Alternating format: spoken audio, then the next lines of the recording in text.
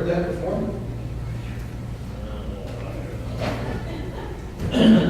Yeah.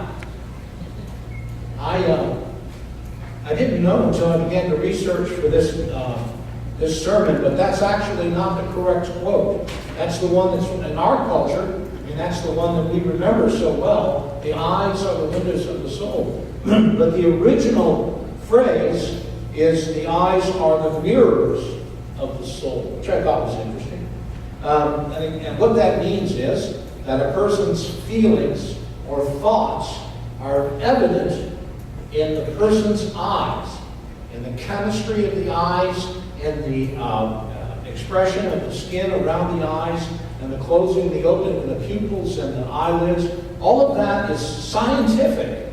There is scientific evidence that the eyes indicate what is going on in the heart of the mind.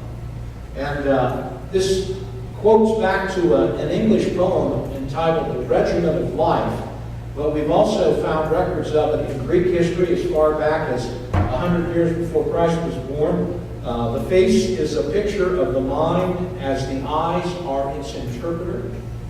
There is a well-known Latin proverb from right before Jesus was born. The face is the index of the mind. There is a French saying that goes back to the beginning of time. The eyes are the mirror of the soul.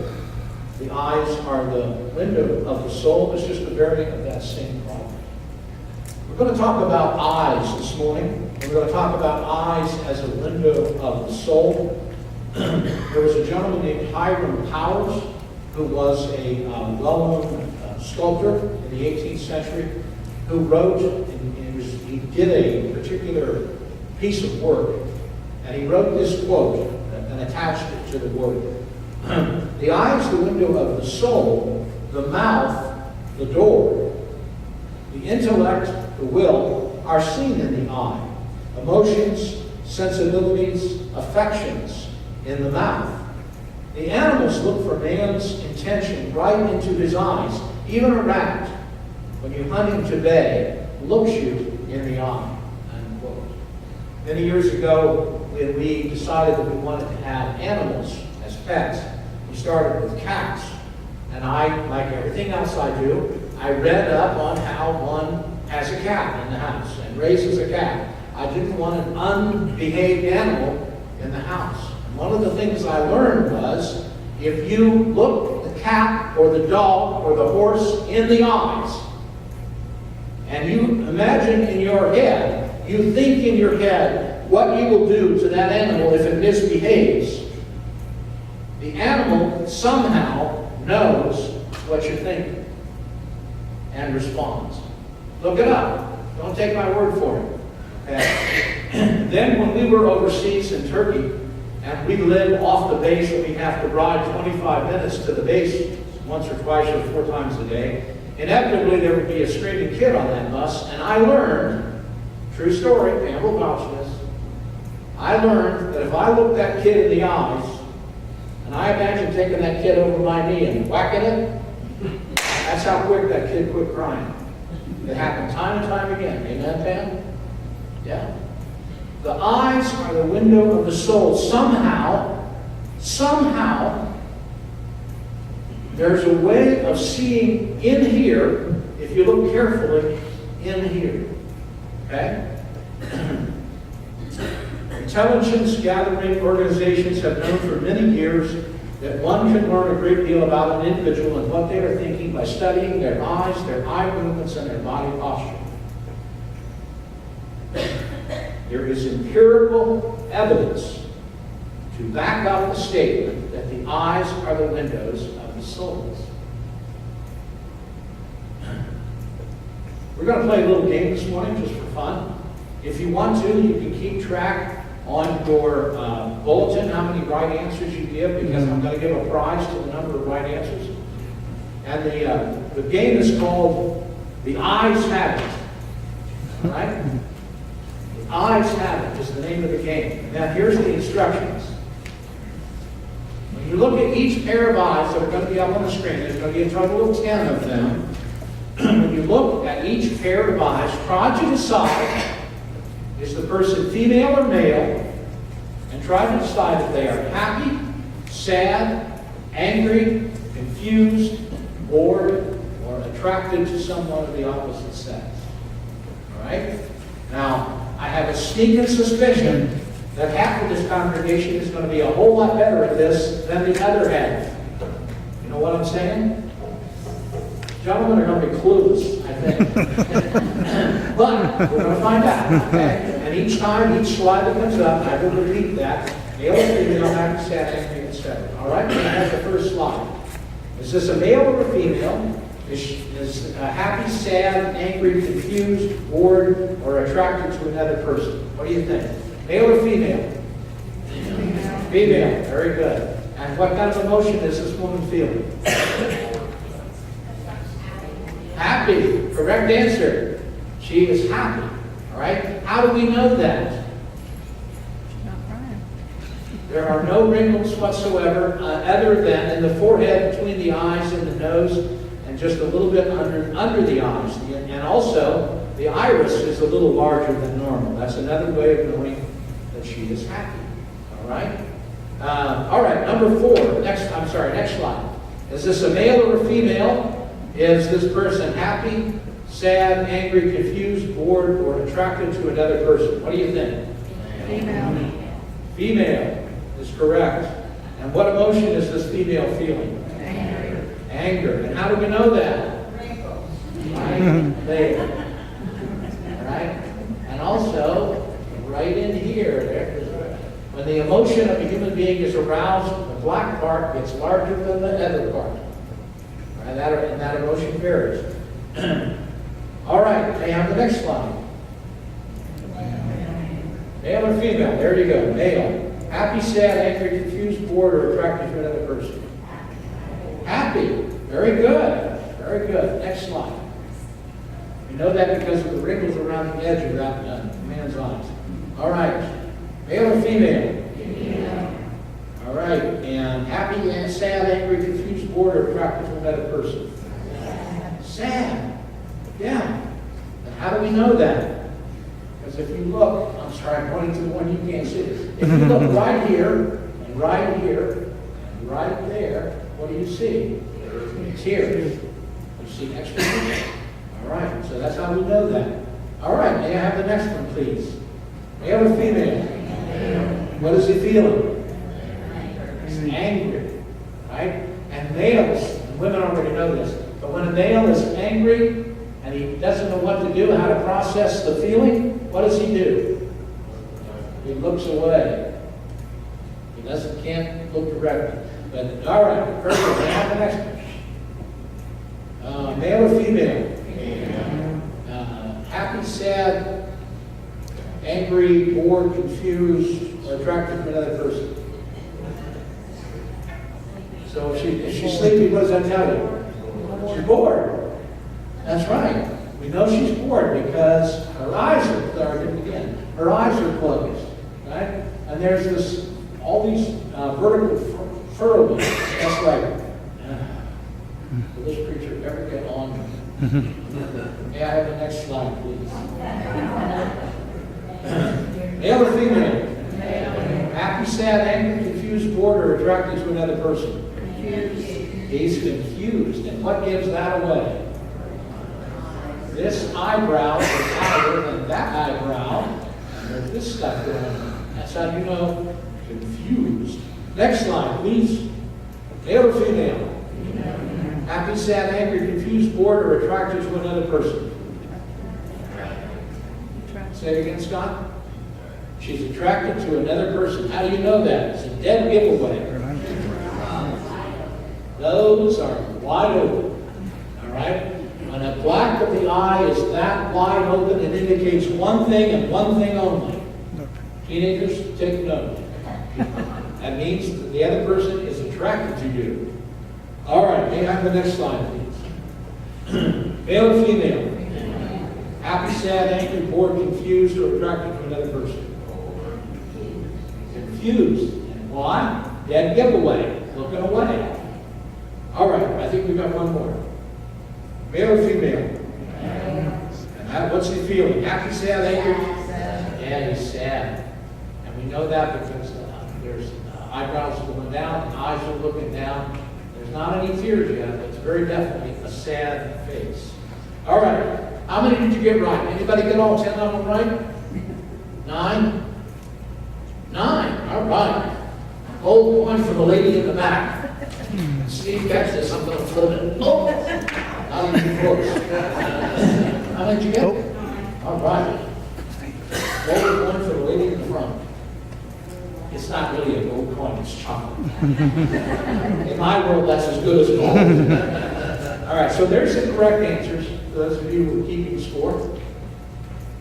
All right, let's move on. Now, why all this nonsense and talk about eyes and the window of the soul? Because Jesus says those very words in the passage that we're about to read. We're in Luke chapter 11. We are up to verse 33. And Jesus is going to say something about the eyes, indicating what is going on in the soul. This is very important.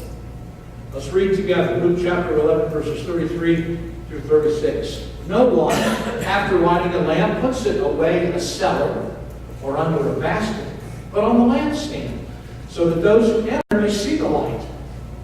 The eye is the lamp of your body. When your eye is clear, your whole body also is full of light.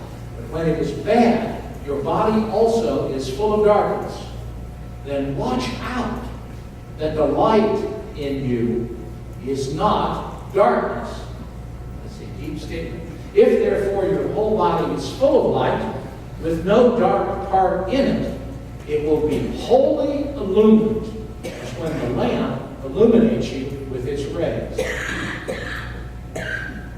In the typical Jewish house of the day, they were the inventors of the tiny home concept. They had a one large room, and everything took place in that room. One floor, one room. Usually one or two windows, usually a doorway to the outside, and a fireplace. There were no glass panels in the windows. There were no wooden doors. They might hang a skin or a cloth over the windows, and they would always hang a rug or a cloth over the doorway at night. In the typical Jewish house, there would be one little curvy lamp on a lampstand in the middle of the room. Now, we've all been in a house or a room when the electricity went out. Amen? Right? And if it was out for any period of time at night, you either went and got a flashlight or you went and got a candle. And if it's dark and you light that candle, suddenly it doesn't look dark anymore. In fact, that one candle looks like it's pretty bright. I love Christmas Eve because I kill all the lights in the house and then we light those candles. And one by one, this dark, dark, dark room lights up and lights up and lights up. It's very easy to tell when a Jewish person in the first century had their candle lit or not. Right? Now, Jesus talks about, Greeks and Romans had much larger houses. They were generally speaking more wealthier. And they always had a cellar. Greeks and Romans had cellars in their house because they were a little more sophisticated about keeping food and wine and other things. But no Jewish house had a cellar. So Jesus tells the same story using the same image, but talking in two different word pictures so that both cultures will understand what he's saying. And he says, does it make any sense for us to go into the basement of our houses and turn the light on and then close the door and leave? Does that make any sense whatsoever? But if you have teenagers, it's happened. Amen? And yet, in the Jewish house, Jesus says, does it make any sense to burn that precious oil and put that lamp and that lampstand in the middle of the room and then cover it up with a basket? That makes no sense. No one, after lighting a lamp, puts it away in the cellar or under a basket, but on the lampstand so that it will give out light. And the point of the story is, it makes no sense. Light a candle and then cover it up or ignore it. He's drawing a parallel between what happens in our souls, in our spirits, when we've accepted Jesus Christ. To say it bluntly, why in the world would anybody invite Jesus Christ to take possession of their soul and never let him out? Why would you invite Jesus in if you have no intention whatsoever of ever showing He's there. That's the point that He's making. Light is the reason that the lamp is lit. All right, there it is also a word picture or a parable. And so we begin by asking, what is the light, what is the lampstand, etc. And who lights the lamp? Okay, so the lamp is your soul. The light is the light of Jesus Christ, and you get lit when you ask the Lord, ask God, to light your lamp. God lights the lamp for the light of our moral center at our invitation. If you were to walk down a typical first century village street in a Hebrew town at night, you would tell in a heartbeat who was awake and who was asleep. And how would you tell? Because somebody would have the light on. Harder to tell in our world, but normally you walk by a house and you'll see a blue glow, and you say, they're watching TV or they got their computer on. They're still awake.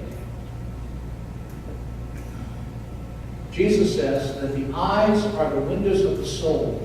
And the point that He's trying to make, and what we're going to unpack today is, if you have a light inside of your house, it will glow through all possible ways that it can get out. It will glow in your eyes. It will glow in your words. It will glow in your actions. If you have Jesus Christ in your heart, it is impossible to hide Him. And I'm going to prove that to you. The first Maundy Thursday that I was here, which was a year plus, we did a service in here, and we had worship stations in the corners of the room. And one of the exercises that I asked people to do was to write, I want to get the exact instruction right, who in this church family radiates the love of Jesus Christ better than anybody else? That was the setup. I asked the people in the room to go to a table and write a card to an individual who best radiates the love of Jesus Christ of all the people in this room, of all people in the church family. Okay? 24 people wrote cards. And they wrote to 7 different people. But of those 24 cards, 8 of them were written to one person. Jamie. A third of the people who took the time to write cards and answer the question, who in this church family radiates the love of Jesus Christ better than anyone else, wrote Jamie. Is there anyone in this room who would have voted against that? Because Jamie radiates the love of Jesus. And I have her permission to do this, by the way. There is no denying the light's on. How about you? Is the light on? When the people around you say without a doubt, oh yeah, the light's on. Or would they go, I don't know. That's a good question. I don't know. People who have asked Jesus Christ to light the fire, the glow of their lives, their hearts, they have a glow about them. They have an identifiable light.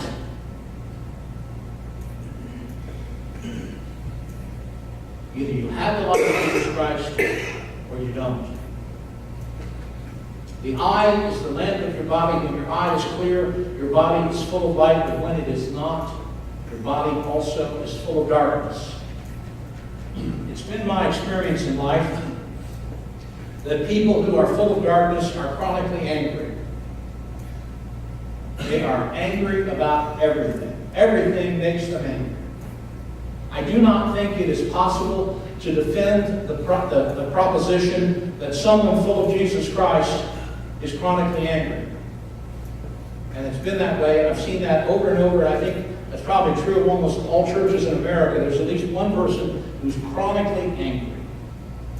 Jesus says, if you have the light inside of me, it shines, it glows, you're alive, you're empowered, you're exhilarated, you're full of joy, you're cheerful. People are more likely to say, why is that woman so happy all the time? What is going on with that woman? probably told you this story before. You've been in ministry long enough, you can't remember who you told what to. Meaning stories. It's important then for us to tell us true stories. But next week, Pam and I are going to be visited by some friends of ours, and he is a retired pastor, retired Presbyterian pastor. And I served as a choir director under him and preached whenever he wasn't there. And that's the church that Pam found Jesus in. And I've told you before, we became part of a Methodist lay witness program. We would go off to different churches over the weekend, and we would testify, share our stories with people. And the very first one that we went to was in Mecca, West Virginia. And I was rather callous. And there was this young teenager, 12-year-old, 13-year-old, something like that, who accepted Christ that weekend. He was so happy. I mean, he was just on fire.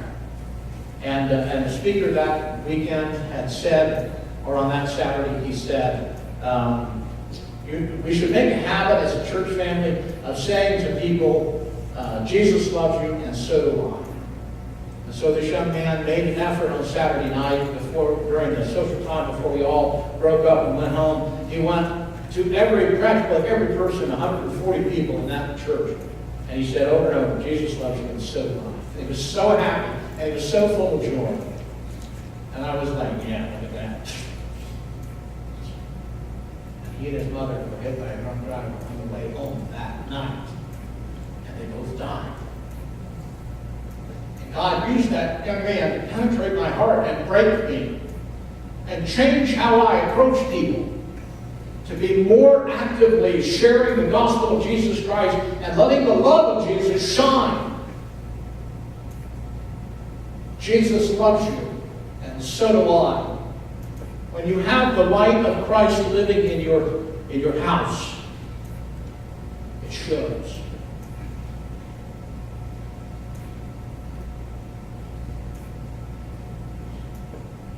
You may think you're a pretty good person.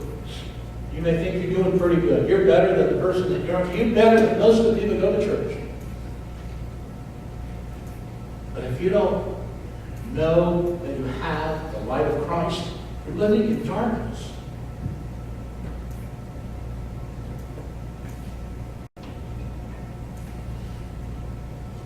Deacons, don't panic. I'm not going to do this. This is hypothetical, so don't hit the panic button. But there are currently something like 185, 186 different people coming here on a semi-regular basis. All right? And I'm going to print them all out. I'm going to print a list of all of them out, and I'm going to put a box beside each name, and I'm going to give 4 options. Okay? There are 4 options beside of each name on this list. And the question I'm going to ask is, do they have the light of Jesus Christ glowing in their lives? All right? And here's the 4 possible answers. I don't know who that is. Number 2, I don't know what that person believes. Number 3, I'm pretty sure that person doesn't know Jesus.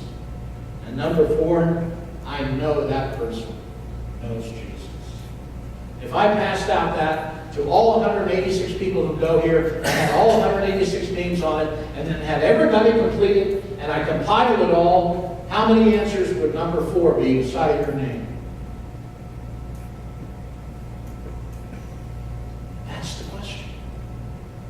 That's the question of the day. The question of eternity. Because of the people that you regularly worship with, the people that you regularly interact with, cannot definitively say, yeah, oh yeah, absolutely. What does it say about what the lights are?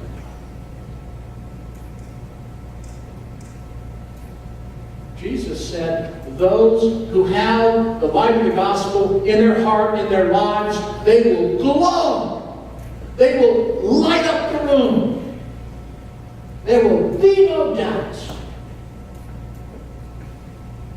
Therefore, if your whole body is full of light, with no dark part of it, it will be fully illumined, as where the lamp illumines you with its rays. You know, we're not fooling people. We're not fooling the people. They know who we are, what we're doing, what we're like.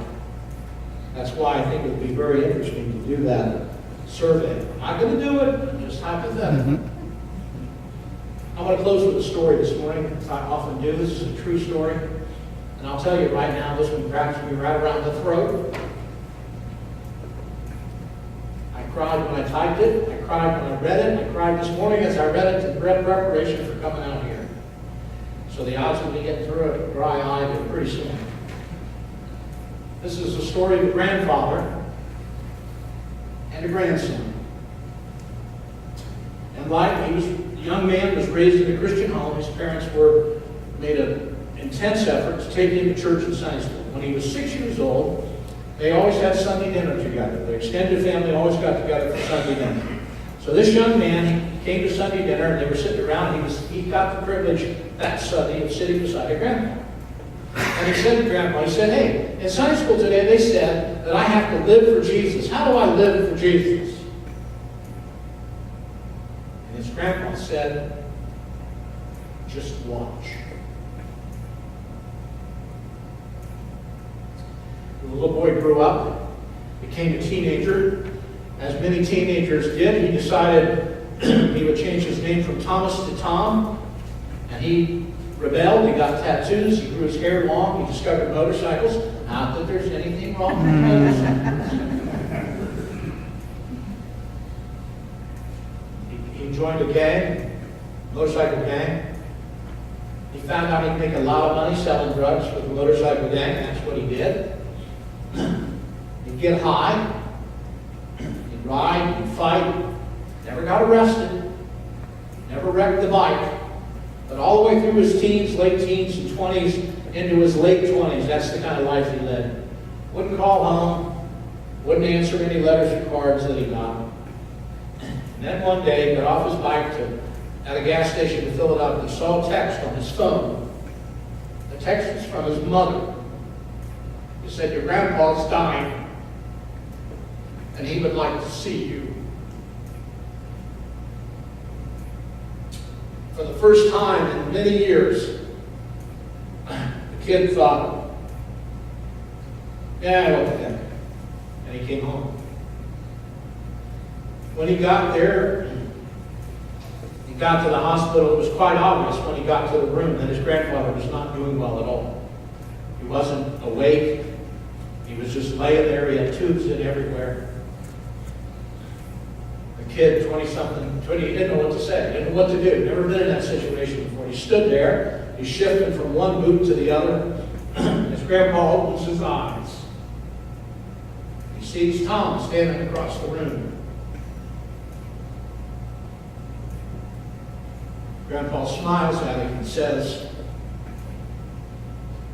"You remember that Sunday dinner when you were 6 and you asked me how someone lives for Jesus?" Tommy said, "Yeah, I remember." And his grandpa said, "Did you watch?"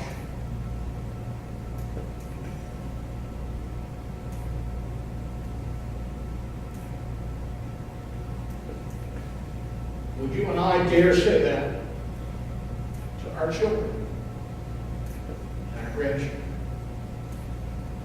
Because kids are really sharp at seeing what's real and what's fake. You can't fool teenagers. Would you and I dare say, "Did you watch?" If therefore your whole body is full of light, with no dark part in it, it will be fully illumined, as when the lamp illumines you with its rays.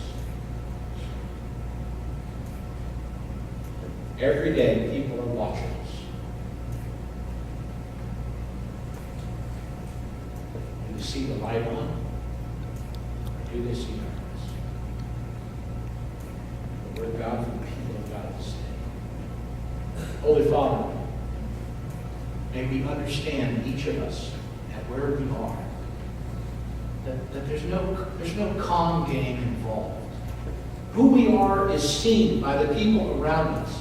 we are authentic, the light's on, and people know that, but they don't. There's darkness.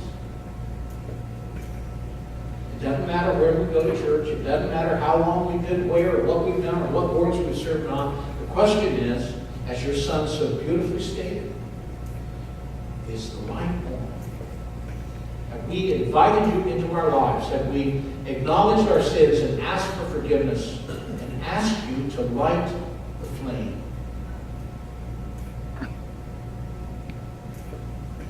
I pray, Father, for every person in this room that they will seriously ask themselves that question. Is the light on? Or do they live in darkness? Thank you so much for being here. I ask these things in the blessed name of your Son.